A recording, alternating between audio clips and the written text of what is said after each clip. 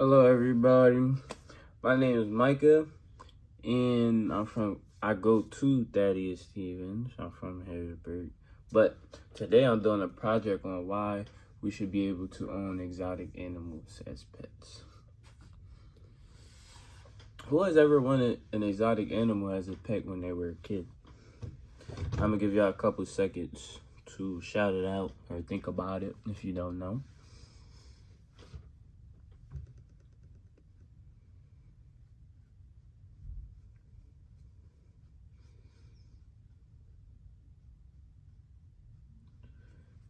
That should be enough time.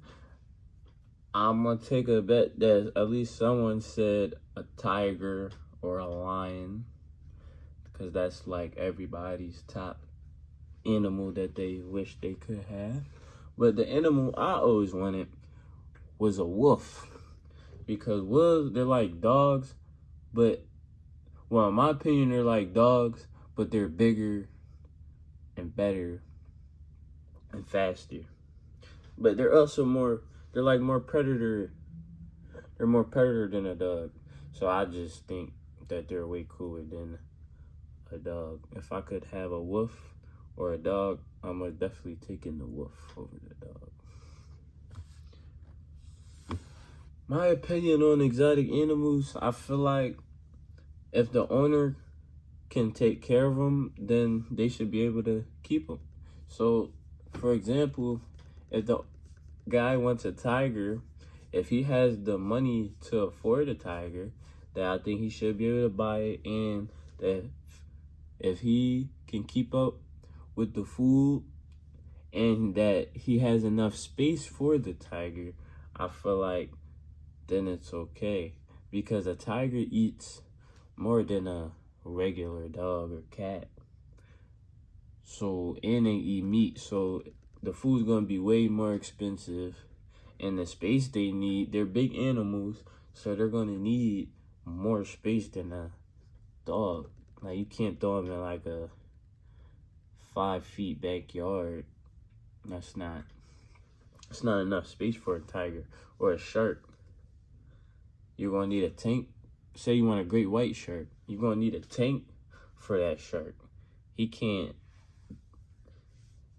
It's gonna need space to swim around, move.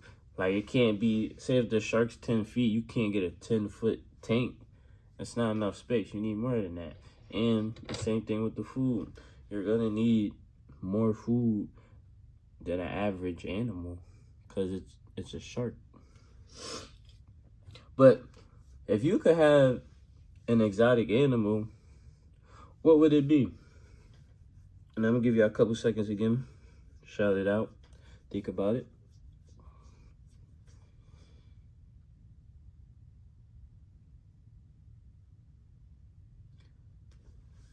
All right.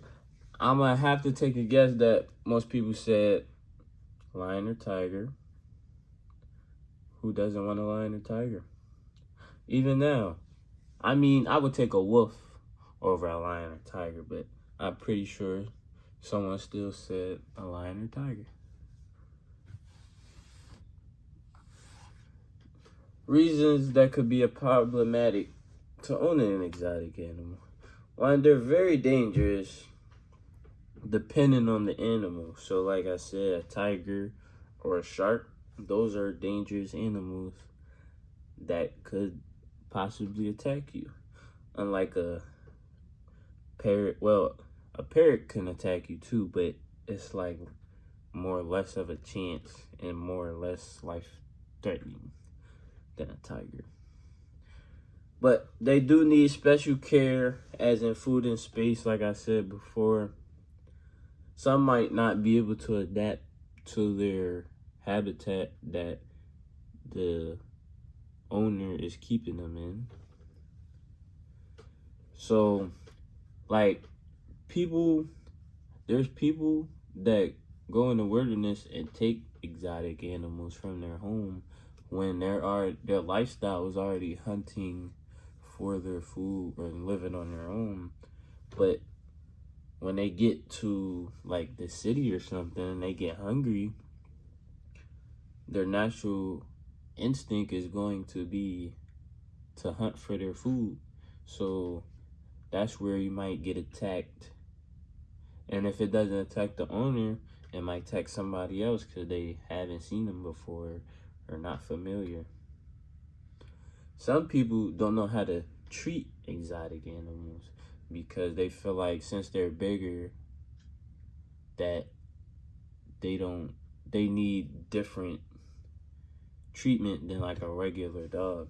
But if you treat a dog bad and you treat a tiger bad, they're gonna come out bad. But I feel like if you treat the tiger good, like you would do with a dog, just a normal train, sit, roll over, whatever you're gonna train him to do, then I feel like then that's good. Some people don't even want to keep their exotic animals after they get them. So they ended up letting them go into the wilderness or try to give them to the zoo that no one's probably going to want because they don't know how you train them or how they act. So they're going to be scared.